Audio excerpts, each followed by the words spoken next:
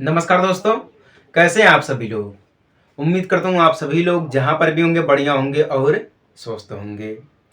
समुच्चय का हमारा ये चौथा क्लास है और आज की इस क्लास में हम कुछ बेसिक इम्पोर्टेंट टॉपिक के ऊपर बात करेंगे जो कि हमारा अगले चैप्टर में भी प्रयोग किया जाएगा।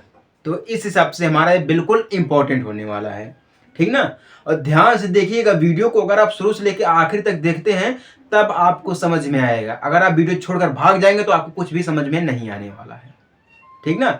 और एक चीज याद रखिए, अगर आप पहली बार आए हमारे चैनल पर है तो चैनल को सब्सक्राइब कर लीजिएगा, आपको डेली क्लास मिलता रहेगा, ठीक ना। डेली आपका क्लास चलता रहेगा, 9 से लेकर 12 तक चलता रहेगा। मैं खुद अकेले ही चलाता हूँ, क्लियर ना। तो आइए समझते हैं कि आज के इस क्लास में हमें क्या क्या चीजें समझनी है और क्या हमारे लिए इंपॉर्टेंट होने वाला है, ठीक ना। तो चलिए स्टार्ट करते हैं। देखिए, जो हमें समझना है मैं सबसे पहले उसको लिख दे रहा हूँ, क्योंकि देखिए जब मीटिंग होती है ना तो मीटिंग का एक कारण होता है कि मतलब इस बात पे हमें मीटिंग करनी है और उसी बात पर हमारी मीटिंग होती रहती है। तब लोग जो अपना अपना जो भाव है वो प्रकट करते हैं, है कि नहीं है। तो उसी हिसाब से जो हमें समझना है तो सबसे पहले मैं उसको लिख रहा हूँ, उसके बाद आप भी सोच सकते हैं, समझ सकते हैं, आपके अंदर वो काबिलियत है, क्लियर ना। तो सबसे पहले हमें यह समझना है वेन आरेख। वेन आरेख, आरेख जिसको हम इंग्लिश में बोलते हैं Venn diagram. Venn diagram, clear ना। दूसरा चीज हमें समझना है समुच्चय का सम्मिलन। समुच्चय का सम्मिलन, क्लियर ना। सम्मिलन मतलब क्या होता है, यूनियन, यानी कि हम लिखेंगे यहां पे यूनियन ऑफ सेट, ठीक ना।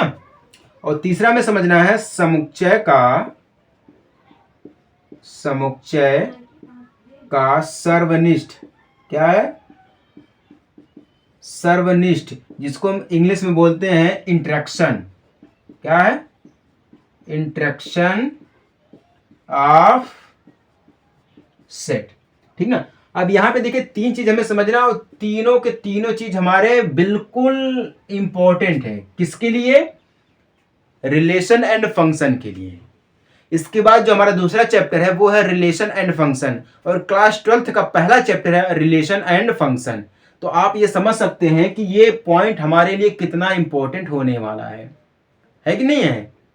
इसी में आपको हम समझा देंगे, बाकी आपके लिए बिल्कुल आसान हो जाएगा आगे चल के, ठीक ना। तो आइए सबसे पहले हम समझते हैं अपना वेन डायग्राम। वेन डायग्राम जो हमारा पिछली क्लास में हम आपको समझाते हैं एक सर्वात्रिक समुच्चय हमारे लिए। तो क्या होता है सर्वात्रिक, सर्वात्रिक समुच्चय। हम आपको बताए थे कि सर्वात्रिक समुच्चय क्या होता है। सर्वात्रिक समुच्चय का मतलब हो जाता है जिसके अंतर्गत सभी समुच्चय आ जाते हैं। जैसे कि हम आपको एग्जांपल देते हैं, विश्व के सभी मनुष्य या मानव, विश्व के सभी मानव क्या है, एक सर्वात्रिक समुच्चय है। इसके अंतर्गत सभी लोग आ जाते हैं, महिला पुरुष, ठीक ना। अदरवाइज जितने 3 जेंडर होते हैं तीनों के तीनों आ जाते हैं, है ना। तो ये सर्वात्रिक समुच्चय के आधार पर बना हमारा है एक वेन आरेख, ठीक ना। जब ये हमारा वेन आरेख बना है तो इसको हम, क्योंकि आरेख दिया गया है यानी कि इंग्लिश में डायग्राम दिया गया है, तो हम इसको डायग्राम के अनुसार समझेंगे। किसके अनुसार समझेंगे, डायग्राम के अनुसार समझेंगे, ठीक है। ध्यान दीजिएगा, देखिए हम एक यहाँ पे एक डायग्राम बना रहे हैं, ठीक ना। एक डायग्राम बना रहे हैं, इसको ध्यान दीजिएगा आप लोग। डायग्राम के अंदर हम एक सर्कल बना रहे हैं, ठीक ना। सर्कल को हम सेट ए से, और ये बड़े वाले डायग्राम को हम यू से करते हैं, सबसेट। क्या हो जाएगा हमारा यहाँ पर, एक सेट हो जाएगा, सबसेट के रूप में आ जाएगा हमारा, यू हो जाएगा, ठीक ना। तो हम यहाँ पे देखिए यू है ना, यानी कि यूनिवर्सल सेट है। यूनिवर्सल सेट हमारा पूरा दिया गया, यूनिवर्सल सेट के अंदर हमारा एक समुच्चय दिया गया है ए। क्या दिया गया है, ए दिया गया है। अब यहाँ पे हम वेन आरेख के माध्यम से आपको समझाएंगे, ठीक ना। तो हम सबसे पहले यहाँ पे लिखेंगे 1 2 3 5, क्लियर ना। उसके बाद यहाँ पे हम बाहर लिखेंगे 4 6 7 8 9 10, ठीक ना। तो यहां पे अब देखिएगा जो हमारा सर्वात्रिक समुच्चय हम आपको बोले, सर्वात्रिक समुच्चय का मतलब क्या जाता है, जिसके अंतर्गत सभी समुच्चय आ जाते हैं। क्या होता है, जिसके अंतर्गत सभी समुच्चय आ जाते हैं। देखिए हमारा यहाँ पे क्या दिया गया है, यूनिवर्सल सेट दिया गया है। यूनिवर्सल सेट के अंदर हमारा क्या है, एक समुच्चय दिया गया है ए, ठीक ना, क्या दिया गया है, ए दिया गया है।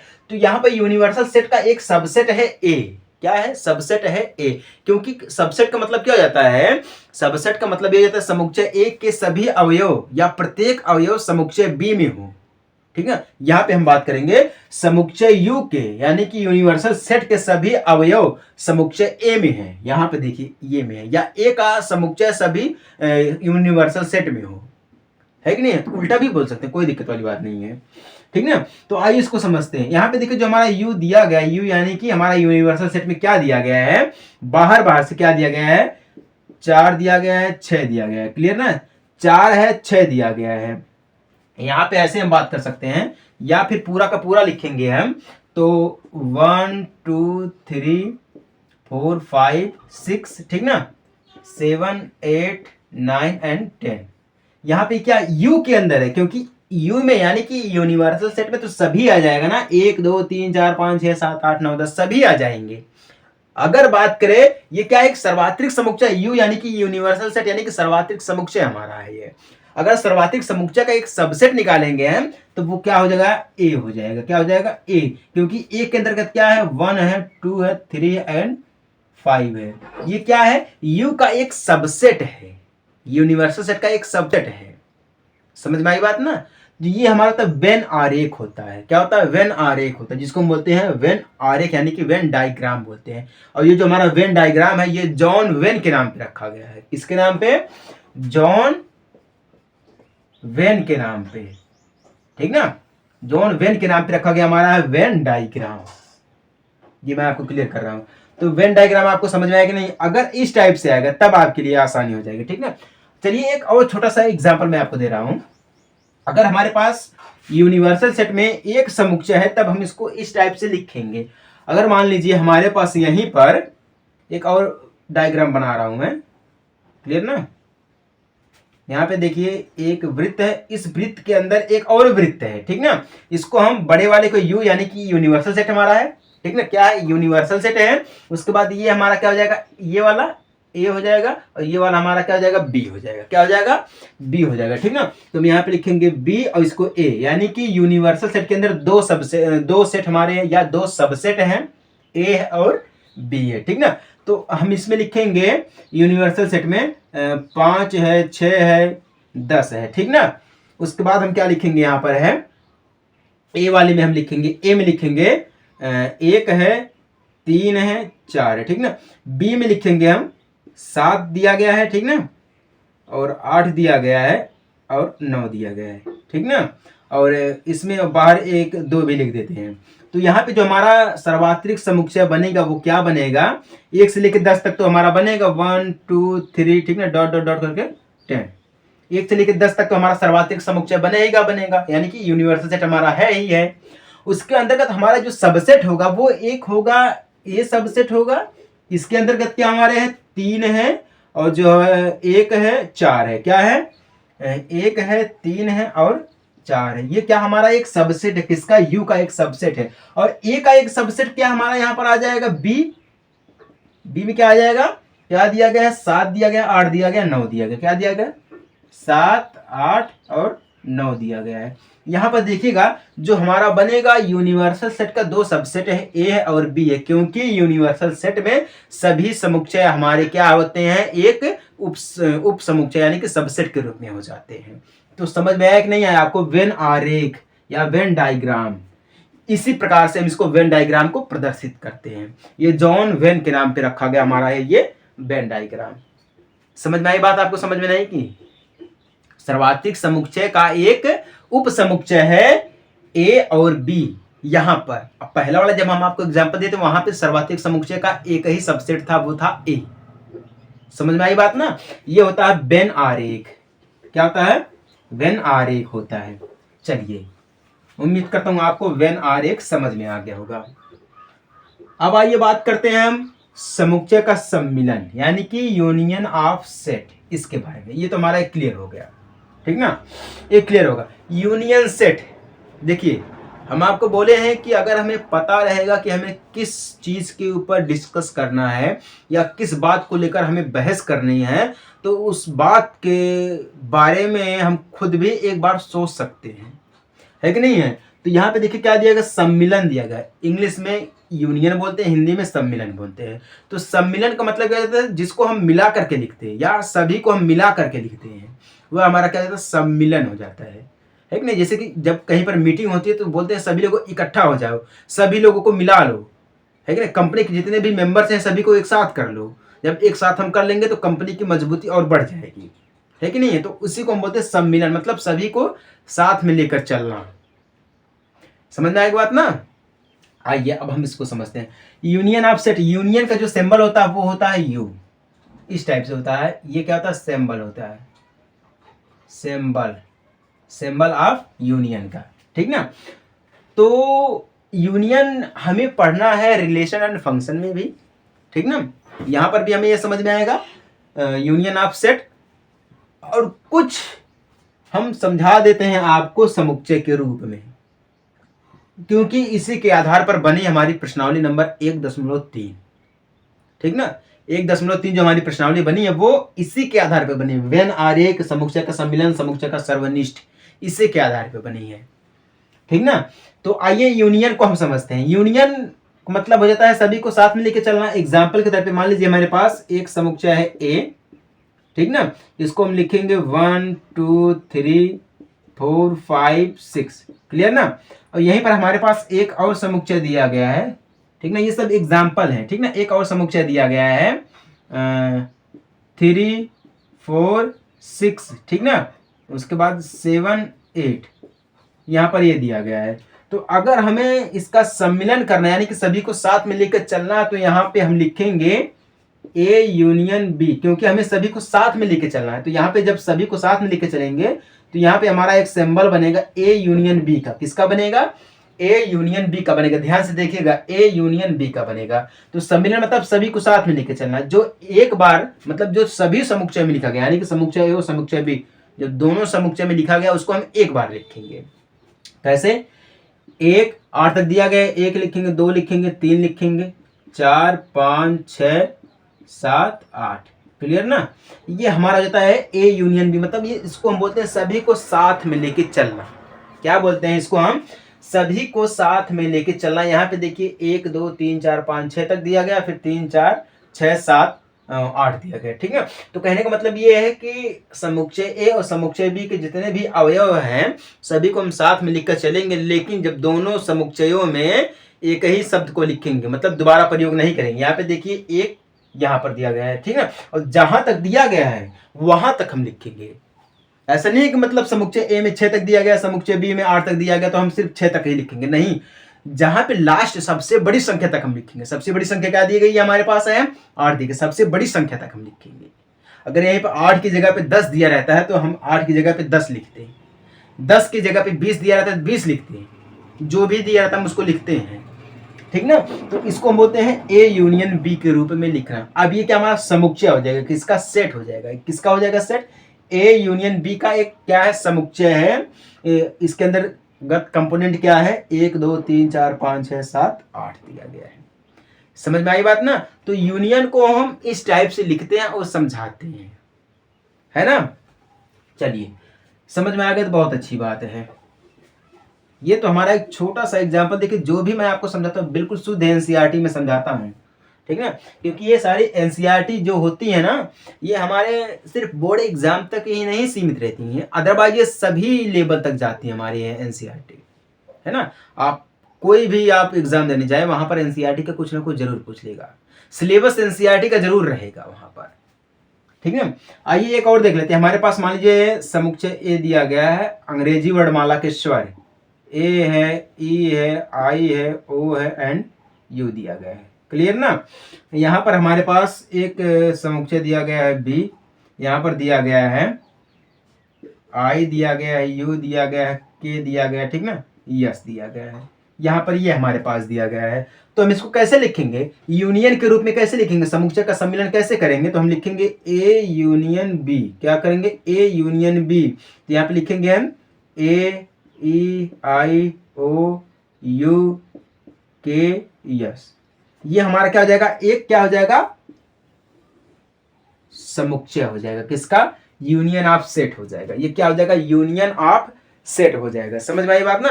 देखिए जितने भी उभयनिष्ठ होते हैं सभी को हम साथ में लिखते हैं, ठीक ना। यहाँ पे देखिए उभयनिष्ठ में क्या दिया गया है, आई दिया गया है, यू दिया गया है, ठीक ना। आई यू दिया गया, सभी को हम साथ में लेकर चलते हैं। उभयनिष्ठ कितने भी कंपोनेंट क्यों ना हो, सभी को हम साथ में लिखते हैं। समझ में आई बात कि नहीं आई है। यही हमारा होता है यूनियन ऑफ सेट।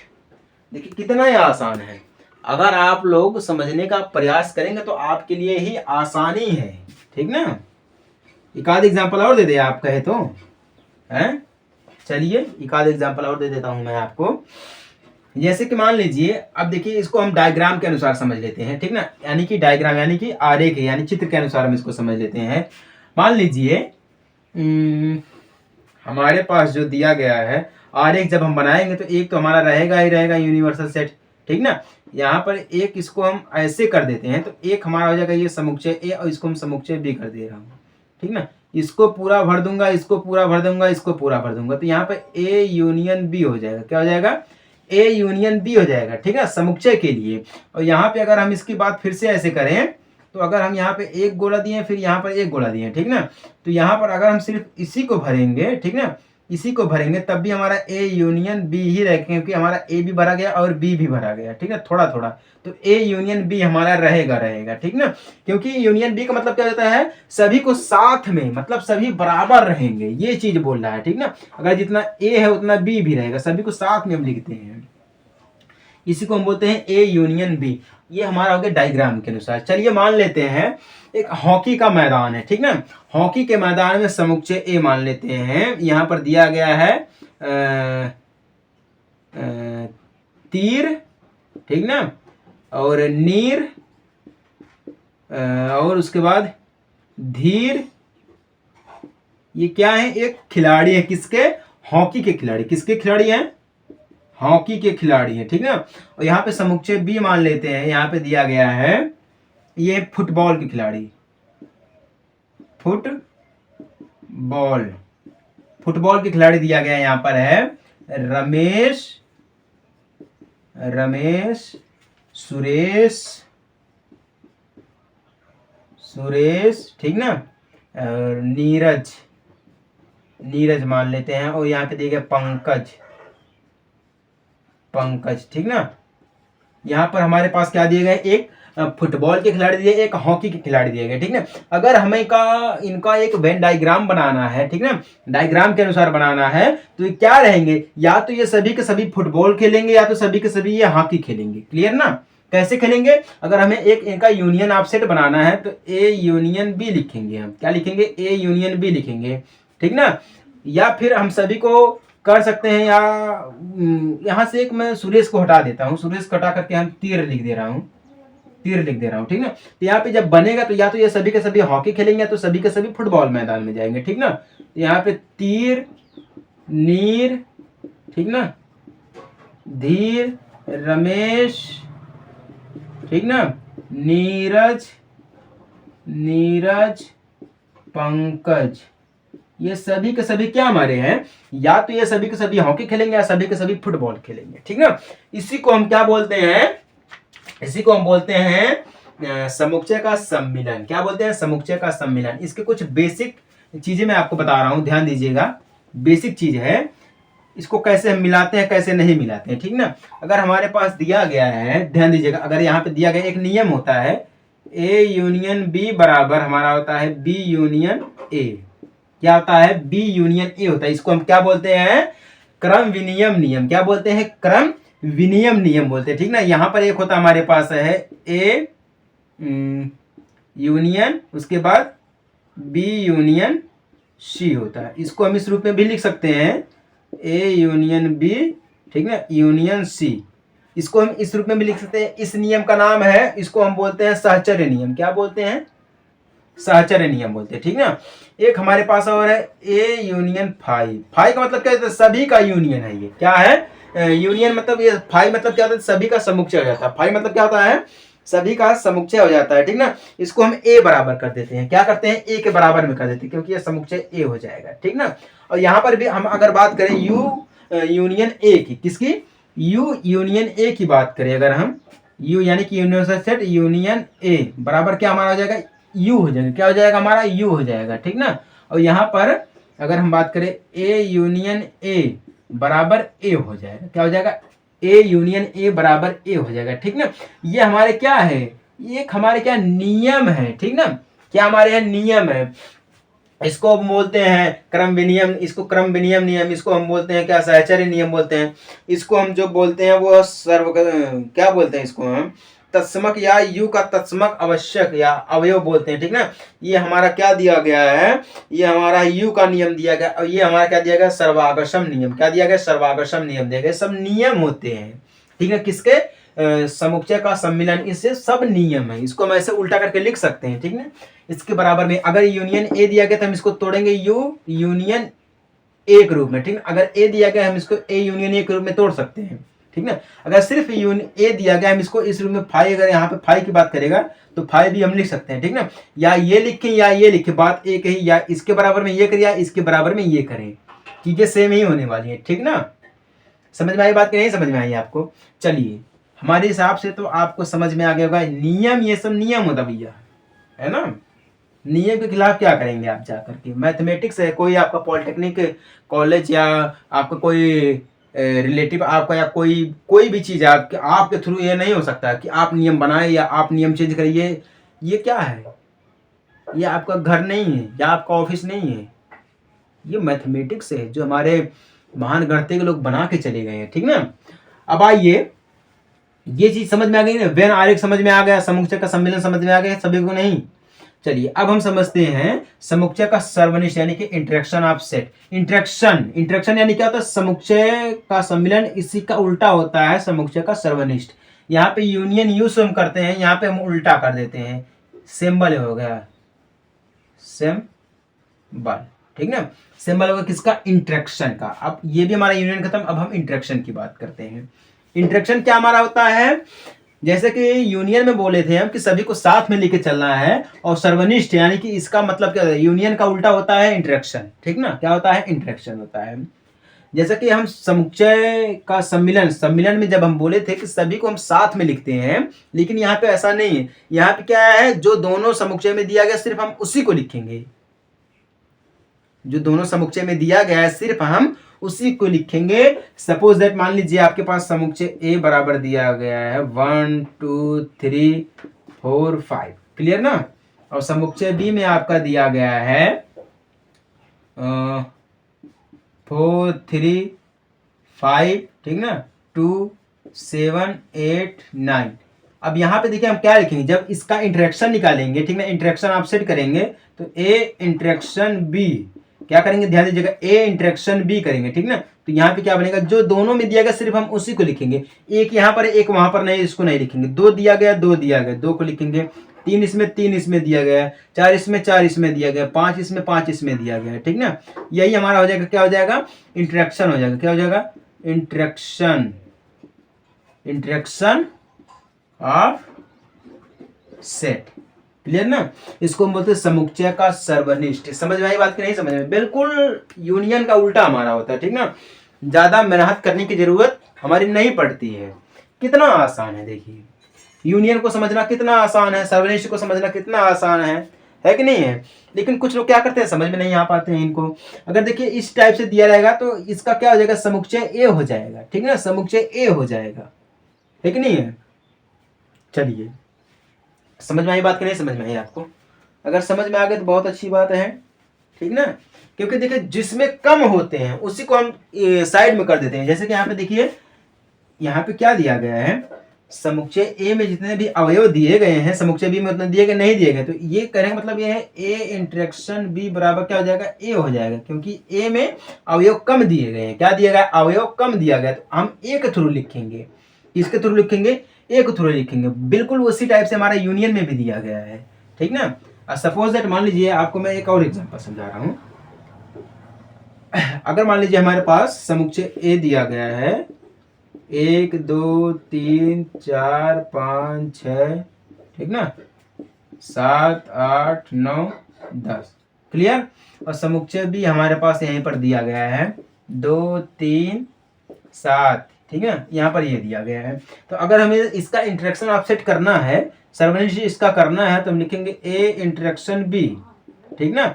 यहाँ पे देखिए 2 दिया गया, 3 दिया गया है, 7 दिया गया, तो यहाँ पे हम लिखेंगे 2 3 7, यही लिखेंगे हम। तो यहाँ पे ए इंटरेक्शन बी, क्योंकि बी में देखिए कम जो है, इसके थ्रू हम इसका जो है इंटरेक्शन निकाल रहे हैं बी के थ्रू, क्योंकि बी में देखिए क्या है, 3 ही कंपोनेंट दिए गए हैं और ए में कितना दिया गया, 10 कंपोनेंट दिया गया है, ठीक ना। उसी टाइप से हमारा यूनियन में भी रहेगा, जितने कम, जिसमें कम कंपोनेंट रहेंगे उसी को हम लिखेंगे इक्वल के बाद, ठीक ना।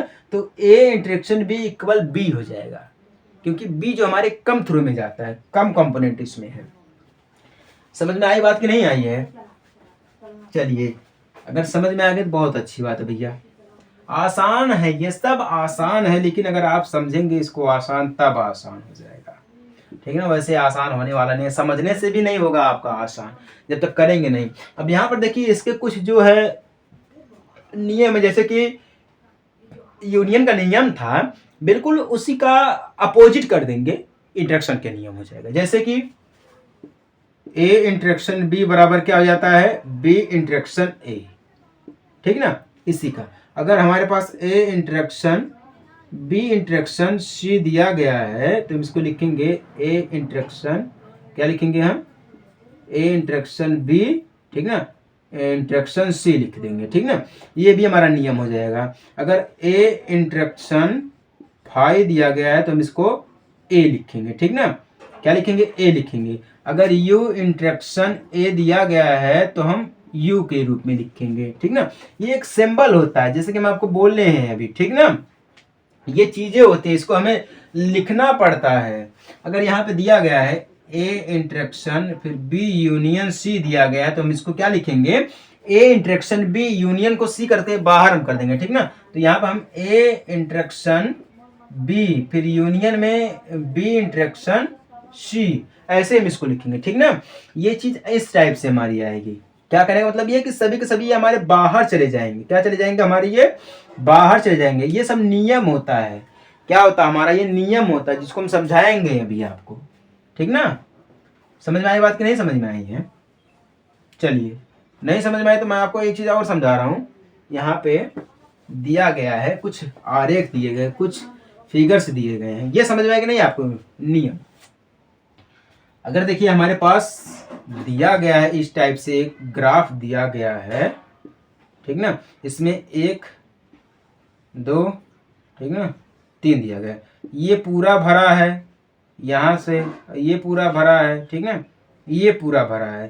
तो यहाँ पे हमारा क्या हो जाएगा, इसको हम ए बी सी करेंगे, क्या करेंगे, ए बी सी। जब ये भरेगा तो हमारा हो जाएगा यहाँ पर बी इंटरेक्शन सी, क्या हो जाएगा, बी इंटरेक्शन सी, क्योंकि बी भी हमारा साथ में है और सी भी साथ में। ए में कोई कंपोनेंट नहीं है, क्या है, ए में कोई कंपोनेंट नहीं है, हम ये देखेंगे, ठीक ना। अगर हम यहाँ पर ये ले लेते हैं, क्योंकि देखिए यहाँ पे कोई कंपोनेंट है, ये बी में है, सब सभी के सभी बी में, ए तो खाली बिल्कुल है, ठीक ना। यहाँ पर हम एक कंपोनेंट ले लेते हैं ए, ठीक ना, फिर मान लीजिए यहीं पर हम एक कंपोनेंट ले लेते हैं बी, है ना, फिर यहीं पर हम एक और कंपोनेंट ले लेते हैं सी, ठीक ना। तो हम ए को पूरा का पूरा भर दे रहे हैं, ठीक ना, ए को पूरा का पूरा हम भरेंगे, ठीक ना। अब यहाँ से हम क्या करेंगे, सी को भर देंगे, क्या करेंगे हम, सी को भर देंगे, ठीक ना, सी को हम भर दिए हैं। अब आप ये मत कहिएगा ए यहाँ से दिया गया तो ये इसके अंतर्गत चला जाएगा, नहीं, ये इसके अंतर्गत होना चाहिए। तो यहाँ पे क्या हो जाएगा, ए इंटरेक्शन सी हो जाएगा, क्या हो जाएगा, ए इंटरेक्शन सी, क्योंकि ए और सी में कंपोनेंट दिए गए, बी में कोई कंपोनेंट नहीं है। ये ग्राफ के माध्यम से है, ठीक ना। अब एक मैं आपको और समझा रहा हूँ, यहाँ पे देखिएगा, यहाँ पे देखिए कुछ कुछ दिए गए हैं, ठीक ना, हाँ, यहाँ पर दिया गया है। अगर हमारे पास इस टाइप का एक डायग्राम दिया गया है, इसको मैं समझा रहा हूँ, यहाँ पे क्या दिया गया है डायग्राम में, इसको भर देगा, ठीक ना, इसको भर देगा, इसको भर देगा, और किसको, इसको भर देगा। तो यहाँ पे आप देखिए ए बी सी में है, 3 कंपोनेंट दिए गए हैं। तो यहाँ पे क्या हो जाएगा, ए इंटरेक्शन बी यूनियन सी, क्या हो जाएगा, बी यूनियन सी हो जाएगा, क्योंकि यहाँ पे देखिए ए भी भरा गया है, बी भी भरा गया है, थोड़ा थोड़ा सी भी भरा गया, मतलब सब थोड़े थोड़े भरे गए हैं, पूरा कंपोनेंट नहीं, इसमें थोड़ा थोड़ा कंपोनेंट है। ठीक ना, क्या है यहाँ पे देखिए, क्या भरा गया है, सी भरा गया है, ए भरा गया है, ये सब भरे गए हैं, तो मतलब ए इंटरेक्शन तो लगेगा लगेगा बिल्कुल। फिर बी यूनियन सी, क्योंकि बी यूनियन सी, क्योंकि बी का कंपोनेंट ए में है, ए का बी का कंपोनेंट सी में, सी का कंपोनेंट जो हमारा बी में दिया गया है। ठीक ना, तो इस हिसाब से हमारा ये रहेगा। समझ में आई बात कि नहीं समझ में आई है? ये हमारा एक होता है वेन डायग्राम होता है। क्या होता है? एक वेन डायग्राम होता है, जिसको हम अपनी भाषा में कहते हैं वेन आरेख। क्या बोलते हैं इसको अपनी भाषा में? हम वेन आरेख बोलते हैं। ये समझ में आया कि नहीं समझ में आया है? कंपोनेंट को हम साथ में लिखते हैं। ठीक ना, चलिए, हमारे हिसाब से तो आपको समझ में आ जाना चाहिए। यही सभी चीजें जो है ना, वो रिलेशन एंड फंक्शन में दी गई हैं। ये सब चीजें रिलेशन एंड फंक्शन में है, इसको हम समझेंगे रिलेशन एंड फंक्शन में। समझ में आई बात ना? आपको 3 चीजें समझनी थी, आपको तीनों चीजें समझा दी गई हैं। अब आप बता सकते हैं कि क्या दिक्कत है, आपको लग रहा है कि हाँ हो सकता है हमारे पास दिक्कत है या दिक्कत नहीं है, है? हमारे हिसाब से तो आपको समझ में आ जाना चाहिए। एक चीज मैं और आपको समझाना चाहता हूँ चौथे लेक्चर में। मान लीजिए चौथे लेक्चर में आपको समझा रहा हूँ समुच्चयों का अंतर, यानी कि डिफरेंस, अंतर, डिफरेंस ऑफ सेट। क्या है समुच्चय का अंतर? में आपको थोड़ा सा एक छोटा सा हिंट है। समुच्चयों का अंतर, जिसको बोलते हैं डिफरेंस, डिफरेंस ऑफ सेट। ठीक है, इसको मैं थोड़ा सा समझा देता हूं। समुच्चयों का अंतर, समुच्चय का अंतर मतलब क्या हो जाता है? जो कंपोनेंट ए में है वही कंपोनेंट बी में है, वो थोड़ा सा अलग है। ठीक है, डिफरेंस अलग मतलब क्या, कैसे? एग्जांपल के तौर पे देखिए, यहाँ पे दिया गया है हमारे पास है एग्जाम्पल। देखिए, समुच्चय ए और समुच्चय बी का अंतर अवयव में, अवयव का समुच्चय ए में और ए का समुच्चय बी में थोड़ा सा डिफरेंस रहता, अंतर रहता। ठीक ना, जबकि ए और बी को इसी क्रम में लिखते हैं। जैसे मान लीजिए हमारे पास है एक कंपोनेंट, एक समुच्चय में कंपोनेंट कितना दिया गया एग्जाम्पल के तौर पे 1 2 3 4 5 6। ठीक ना, और समुच्चय बी में क्या दिया गया हमारे पास है 2 4 6 8 दिया गया है। क्लियर ना, क्या दिया गया? 8 दिया गया है। तो यहाँ पे देखिएगा, अगर हमें समझना रहेगा तो ए डैश बी, ठीक ना, ए डैश बी यानी कि समुच्चय ए और समुच्चय बी में अंतर क्या है? अंतर एक दिया गया है। तो अंतर जब देखेंगे तो हमें यहाँ पर क्या दिखेगा? अंतर, अंतर क्या दिखेगा? ध्यान दीजिएगा, यहाँ पे 2 है, 4 है, 6 है, 8 है। ठीक ना, और इसमें देखिए ए वाले में क्या है? 1 से लेकर 6 तक दिया गया। ठीक ना, तो अंतर क्या हमारा यहाँ पर दिखेगा? 1। ठीक ना, अंतर क्या दिखेगा? 1 इसमें है, 1 इसमें नहीं है। ठीक ना, 4 इसमें, 4 इसमें, 3 इसमें, 3 इसमें नहीं है, 3 यहाँ पर दिखेगा। ठीक ना, 8 देखिए, 8 बी में दिया गया है और ए में नहीं दिया गया, तो यहाँ पर 8 दिखेगा। यहाँ पे अंतर दिखेगा किसका? ए डैश बी का अंतर क्या है? ए डैश बी का हमारा यहाँ पर एक अंतर दिखेगा। ठीक ना, 5 का, इसमें 5 भी नहीं है, सॉरी 5 भी नहीं है, तो 5 का अंतर है यहाँ पर, मिस्टेक, 5 का अंतर रहेगा। ये किस में रहेगा? ए डैश बी में रहेगा। किसका अंतर? 5 का अंतर। समुच्चय ए में है। ये क्या है? ये क्या है? समुच्चय ए के अवयव अंतर है, जो कि हमारे समुच्चय बी में है। ठीक है, अंतर मतलब समुच्चय बी में नहीं है, समुच्चय ए का अवयव समुच्चय बी में नहीं, तो ये क्या हो जाएगा? 1 3 5, ये क्या हो जाएगा? अंतर हो जाएगा। ठीक है, अगर हमें बी का अंतर ए में देखना है तो हम देखेंगे यहाँ पर क्या है, यहाँ पे 1 2 3 4 5 6 दिया गया, यहाँ पे 2 4 6 8 दिया गया। ठीक है, 2 4 6 8 दिया गया, 2 भी इसमें दिया गया, 4 भी दिया गया, 6 भी दिया गया, 8 नहीं दिया गया, तो मतलब यहाँ पर 8 जो है वो क्या हो जाएगा? अंतर हो जाएगा। क्या हो जाएगा? 8 जो है एक अंतर हो जाएगा, किसका? बी का अंतर हो जाएगा। ठीक ना, तो इसको हम इस टाइप से लिखते हैं, डिफरेंस इसका हम निकालते हैं। ठीक ना, जब इसका हमारा पास डिफरेंस निकल जाएगा तो हम यहाँ पे लिखेंगे A dash B equal B dash A, मतलब ये बराबर के रूप में आ जाएगा। ठीक ना, मतलब ए का भी अंतर है बी में और बी का भी अंतर है ए में। ठीक ना, अंतर इसी टाइप से निकलता है। जब ए का अंतर निकालना रहेगा तो हम ए डैश बी लिखेंगे, अगर बी का अंतर निकालना रहेगा तो हम बी डैश ए लिखेंगे। ठीक ना, जो इसमें दिया रहेगा उसको छोड़ देंगे, जो अलग रहेगा। कहने का मतलब यहाँ पे देखिए है, एक अगर हमें निकालना अंतर है तो यहाँ पे देखिए ए में 1 3 5, और यहाँ पे देखिए सभी कंपोनेंट दोनों जो बराबर मिल जाएगा वो अंतर नहीं है, जो अलग रहेगा समुच्चय ए में उसी को हम लिख देंगे ए डैश बी। ठीक ना, अगर समुच्चय बी का निकालना है जो समुच्चय बी में है और समुच्चय ए में नहीं है, तो वही अंतर हम लिख देंगे। समझ में आई बात कि नहीं आई है? इसी को हम बोलते हैं कंपोनेंट डिफरेंस ऑफ सेट। क्या बोलते हैं? डिफरेंस ऑफ सेट बोलते हैं। बिल्कुल आसान है, ज़्यादा कठिन भी नहीं है हमारे लिए, क्या किसी के लिए भी ये कठिन नहीं है। अगर आप चाहेंगे तो कठिन हो जाएगा, अगर आप नहीं चाहेंगे तो कठिन नहीं होगा। समझ में आई बात ना? तो उम्मीद करता हूं आपको समझ में आ गया होगा। ये 4 पॉइंट इंपॉर्टेंट है और ये हमारा आखिरी वाला पॉइंट था इस चैप्टर का। ठीक ना? इसके बाद हमारी 3 एक्सरसाइज है और तीनों एक्सरसाइज को बिल्कुल बढ़िया तरीके से आपको रटवा देंगे और आप लोग जो है ना एग्जाम में तैयारी करके चले जाइएगा। ठीक ना? तो चलिए मिलते हैं हम आपसे अगले क्लास में एक छोटे से ब्रेक के बाद। तब तक के लिए जय हिंद, वंदे मातरम।